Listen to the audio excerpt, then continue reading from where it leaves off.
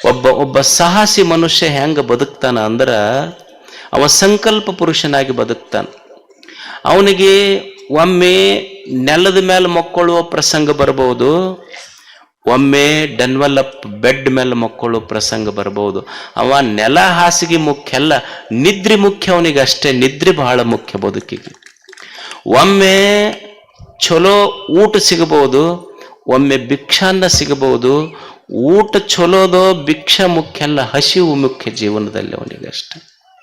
ಒಮ್ಮೆ ಚಲೋ ಉಡುಗೆ ಉಡಬಹುದು, ಒಮ್ಮೆ ಹರಕ್ ಬಟ್ಟೆ ಬರಬಹುದು. ಜೀವನದೊಳಗ ಉಡುವ ಬಟ್ಟೆಗಿಂತ ನಡೆವ ಬಟ್ಟೆ ಬಹಳ ಮುಖ್ಯ ಅನ್ನೋದು ಮನುಷ್ಯ ಅರ್ಥ ಮಾಡ್ಕೋಬೇಕಷ್ಟೆ. ಮನಸ್ವಿ ಕಾರ್ಯಾರ್ಥಿ ನ ಗಣಯತಿ ಚ ದುಃಖಂ ನ ಸುಖಂ. ಒಬ್ಬ ಸಂಕಲ್ಪ ಸಿದ್ಧಿ ಪುರುಷ ಹೆಂಗ ಬದುಕ್ತಾನಂದ್ರೆ ಒಮ್ಮೆ ಸುಖ ಬರ್ತೈತಿ, ಒಮ್ಮೆ ದುಃಖ ಬರ್ತೈತಿ. ಭಗವಂತನೇ ಸುಖವೂ ಖಾಯಮಲ್ಲ ಈ ಜೀವನದಲ್ಲಿ, ದುಃಖವೂ ಖಾಯಮಲ್ಲ. ಇದು ಬರ್ತೈತಿ ಹೋಗ್ತೈತಿ ಅಷ್ಟೆ.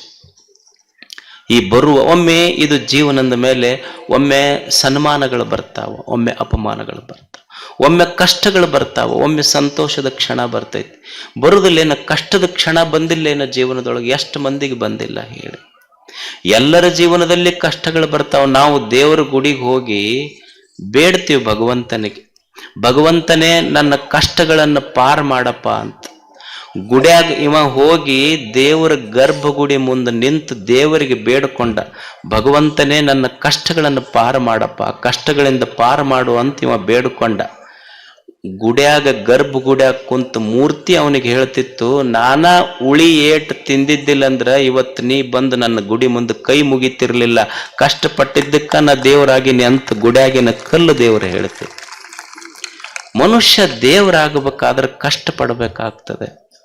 ನಾವು ಕಷ್ಟ ಬಂದವಂತ ತಿಳ್ಕೊಂಡು ದೇವ್ರ ಹತ್ರ ಹೋದ್ರೆ ಅವ ಏನಂತಾನ, ನಿನಗೆ ಹೊಸ ಶೈನಿಂಗ್ ಬರ್ಬೇಕು, ನಿನ್ನ ಜೀವನ ಹೆಂಗ ಬಂಗಾರ ಬೆಂಕಿಯಾಗಿಟ್ಟಾಗಿದು ಖರೆ ಬಂಗಾರ ಅಂತ ಗೊತ್ತಾಗ್ತೈತಿ. ನಿನ್ನ ಕಷ್ಟ ಎದಕ್ ಕೊಟ್ಟಿನಿ ಅಂದ್ರೆ ನಿನ್ನ ಕೆಪಾಸಿಟಿ ಗೊತ್ತಾಗಲಿ ಅಂತ ಕಷ್ಟ ಕೊಟ್ಟಿನಿ ಅಂತ ದೇವ್ರು ಹೇಳ್ತಾನದು ಅಷ್ಟೆ. ಒಂದು ಕಷ್ಟ ಬಂದೈತಿ ಅಂದ್ರೆ ನಮಗದೊಂದು ಟೆಸ್ಟಿಂಗ್ ಕೆಪಾಸಿಟಿ ಅಷ್ಟ. ನಾವೇನ್ರ ಸ್ವಲ್ಪ ಹೆಚ್ಚು ಕಡಿಮೆ ಆದ ಕೂಡಲೇ ದೇವ್ರ ಹತ್ರ ಹೋಗ್ತೀವಿ ನಾವು. ಒಬ್ಬ ಈ ಕಂಪನಿ ಇರ್ತಾವಲ್ಲ ಊರಾಗ, ಅವ ಬರೇ ಚುಟ್ಟ ಸೇದೋದು, ರೊಕ್ಕ ಕೊಟ್ಟಲ್ಲ, ಮಂದಿ ಸೇದಿ ಒಗದಿದ್ದು, ಅವು ಯಾವೂ ಸಿಗ್ಲಿಲ್ಲ. ಒಂದು ದಿವ್ಸ ಅಲ್ಲೇ ಅವ ಏನು ಮಾಡ್ತಾನಂದ್ರೆ ಏನು ಕೆಲಸ ಇರಲಿಲ್ಲ, ಬೊಗಸಿರ್ಲಿಲ್ಲ, ಬಸ್ ಸ್ಟ್ಯಾಂಡಿಗೆ ಕುಂದಿರ್ತಿದ್ದ. ಊರ ಮುಂದೆ ಮಾರುತಿ ಗುಡಿ ಇತ್ತು, ಎಲ್ಲರೂ ಹೋಗ್ತಿದ್ರು ಅಲ್ಲಿಗೆ. ಇವ ಏನು ಹೋಗ್ತಾವ ಇವು ಗುಡಿಗೆ, ಎಷ್ಟು ಜನ ಹೋಗ್ತಾವ, ಏನು ಕೊಟ್ಟ ನೀವು ಅಂತ ಕುಂದಿರ್ತಿದ್ದ. ಒಂದು ದಿವಸ ಯಾರೂ ರೊಕ್ಕ ಕೊಡ್ಲಿಲ್ಲ, ಕೈಯಾಗ ಪಾಕೆಟ್ನಾಗ ರೊಕ್ಕ ಇರಲಿಲ್ಲ.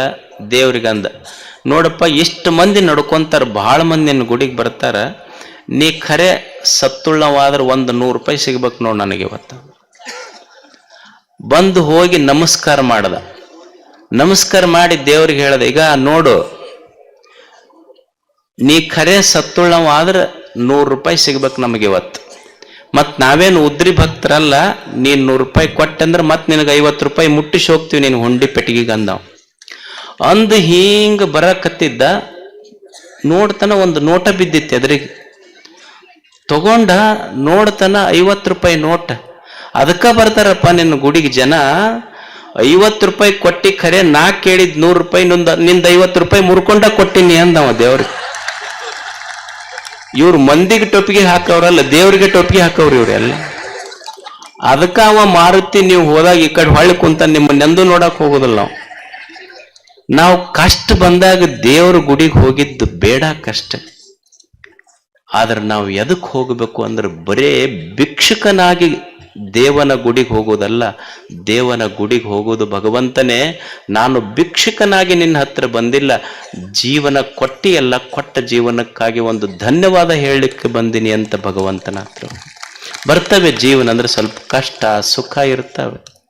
ಒಮ್ಮೆ ಮಾನ ಅಪಮಾನಗಳು ಬರ್ತಾವ, ಸನ್ಮಾನಗಳಾಗ್ತಾವ, ಅಪಮಾನಗಳು ಬರ್ತಾವ, ತಡ್ಕೋಬೇಕಾಗ್ತದ ಮನುಷ್ಯ. ಏನ್ರಿ ನಮಗ್ ಬಹಳ ನಿಂದೆಯ ಮಾತುಗಳಾಡ್ತಾರ ಜನ ಅಂತ ಅನ್ಬಹುದು, ಬರ್ತಾವೆ. ಯಾವ ಕುದುರೆ ಓಡ್ತೈತಲ್ಲ, ಓಡುವ ಕುದುರೆಗೆ ಚಾಟಿ ಏಟು ಬೀಳ್ತಾವ. ಯಾವ ಚಲೋ ಮಾವಿನ ಹಣ್ಣು ಕೊಡ್ತೈತಲ್ಲ, ಚಲೋ ಹಣ್ಣು ಕೊಡೋ ಮಾವಿನ ಗಿಡಕ್ಕ ಕಲ್ಲೇಟು ಬೀಳ್ತಾವ.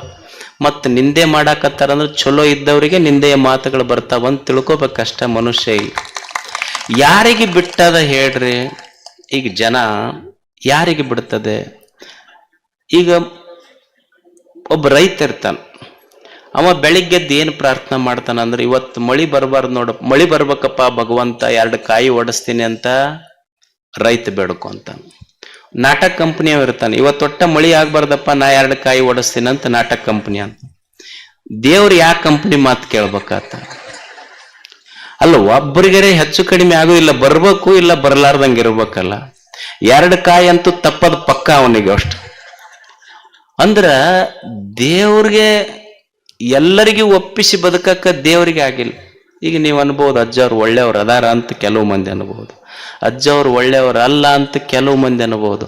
ಸಮಾಧಾನ ಹೆಂಗಂದ್ರ, ದೇವರಿಗೆ ಎಲ್ಲರಿಗೂ ಒಪ್ಪಿಸಿ ಬದುಕಕ್ಕಾಗಿಲ್ಲ ಅಂದ್ರೆ ನಮ್ಮಂಥವ್ರಿಂದ ಏನು ಎಲ್ಲರಿಗೂ ಒಪ್ಪಿಸಿ ಬದುಕಲಿಕ್ಕೆ ಆಗ್ತೈತಿ ಅನ್ನೋ ಸತ್ಯ ತಿಳ್ಕೊಂಡು ಬದುಕುವುದಷ್ಟೇ.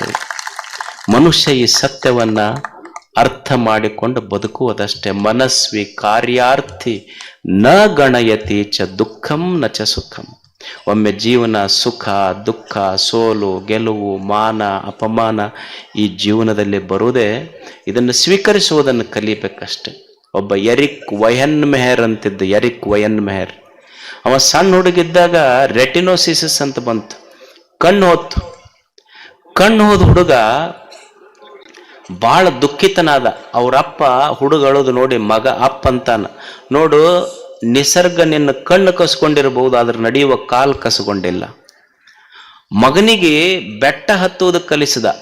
ಎರಿಕ್ ವಯನ್ ಮೆಹರ್ ಅವನ ಹೆಸರು. ಕಣ್ಣು ಹೋಗಿತ್ತು ಹುಡುಗ, ಕಣ್ಣಿಲ್ಲಾರ್ದ ಹುಡುಗ ಬೆಟ್ಟ ಹತ್ತುವುದನ್ನು ಕಲಿತು, ಬಿತ್ತು ಏಳ್ತು, ರಕ್ತ ಮೈ ಕಾಲು ಮುರಿತು. ನಿಮಗೆ ಆಶ್ಚರ್ಯ ಅನ್ನಿಸ್ಬೋದು. ಕಣ್ಣಿಲ್ಲಾರ್ದ ಹುಡುಗ ಸಂಕಲ್ಪ ಮಾಡಿತು, ನಾನು ಮೌಂಟ್ ಎವರೆಸ್ಟ್ ಹತ್ತಬೇಕಂತ.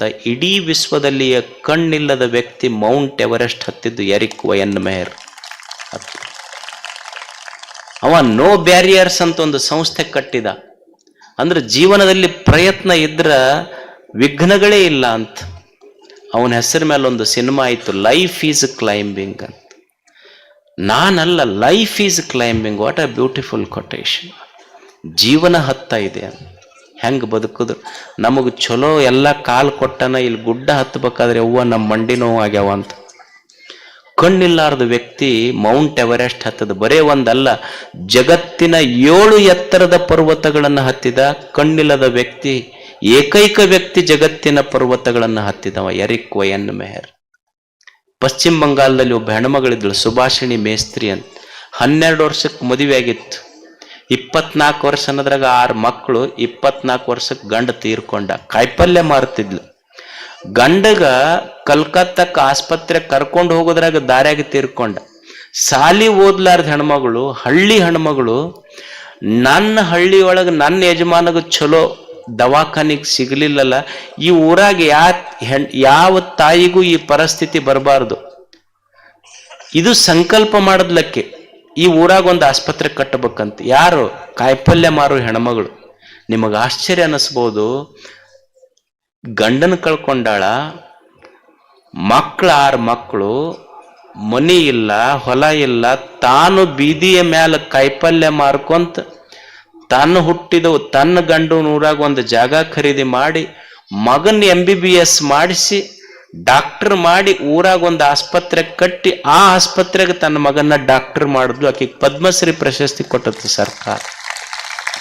ಸಂಕಲ್ಪದಿಂದ ಬಡವ ಆಗಬಾರ್ದು ಮನುಷ್ಯ. ಎಂತಿಂತವ್ರು ಹೆಂಗ ಜೀವನ ಕಟ್ಟ್ಯಾರ. ಮನಸ್ವಿ ಕಾರ್ಯಾರ್ಥಿ ನ ಗಣಯತಿ ಚ ದುಃಖಂ ನ ಚ ಸುಖಂ. ಒಮ್ಮೆ ಸುಖ ದುಃಖ, ಒಮ್ಮೆ ಕಷ್ಟ ಸುಖ, ಮಾನ ಅಪಮಾನ ಇವೆಲ್ಲ ಬರ್ತಿರ್ತಾವ. ಅದ್ರ ಕಡೆ ಬಹಳ ತಲೆ ಕೊಡ್ಲಾರ್ದಂಗ ನಮ್ಮ ಎದ್ಯಾಗ ಸ್ವಚ್ಛ ಸಂಕಲ್ಪ ಇಟ್ಕೊಂಡು ಮುಂದೆ ಹೋಗೋದಷ್ಟೆ. ಏನು ಕಲಿಯುವುದು ಅಂದ್ರೆ, ಇಲ್ಲಿ ಏನು ಕಲಿಯುವುದು ಅಂದ್ರೆ, ಇದ್ದಂಗಿರ್ಬೇಕು ಇಲ್ದಂಗೂ ಇರ್ಬೇಕು. ಹೆಂಗ? ಇದ್ದಂಗಿರ್ಬೇಕು ಇಲ್ದಂಗಿರ್ಬೇಕು, ಮ್ಯಾಲ್ ನಾವು ಕರೆದಾಗ ಎದ್ದು ಹೋಗಂಗಿರ್ಬೇಕು. ಇದು ಜೀವನದ ಸೂತ್ರ ಅಷ್ಟೇ. ಈಗ ನೀವು ಎದ್ದು ಹೋಗಕ್ಕೆ ರೆಡಿ ಆಗಿರಲ್ಲ, ಹಂಗಿರ್ಬೇಕು.